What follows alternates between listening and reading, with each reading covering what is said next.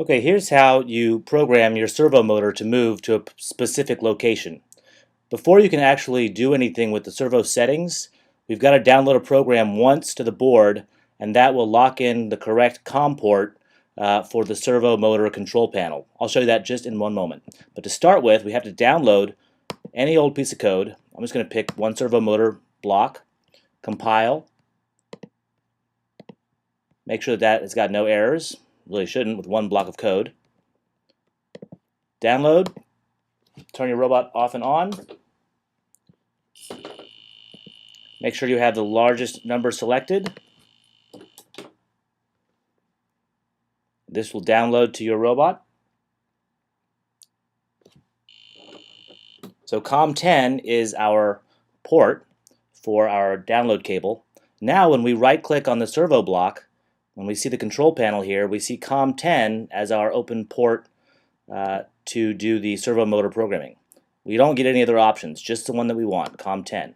So you click on open port, it'll say open port successful, and now when you turn on your robot, if you have a servo motor plugged into port number 2, for example, on the port D, and you move this slider, it should move that motor.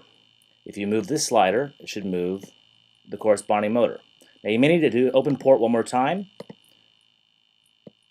and then you have the motion. You should hear it moving. But this will only work if you've already downloaded a program once to the robot and setting up the COM port correctly. This field has to fill in by the program, and it won't do that unless you download first some piece of code and then go on and do your editing. You'll see the numbers change in the block. We can do another block of code. If you're going to do a series of servo motor motions, you should do a delay in between each. So let's do like a 1-second delay. Again, if I have my servo motor, and once again, when I move the slider, it should allow me to move the motor to the position I want. Now, one more nice thing about this is if you want this code to be just slightly changed for the next set of servo motions, you can click copy.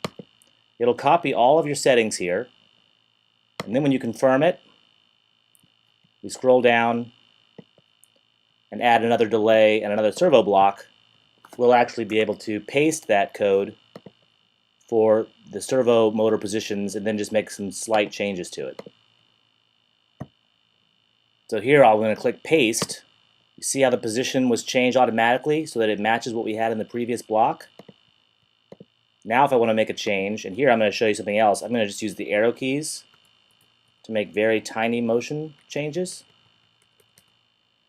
Then I can copy this, use it for the next set of block code.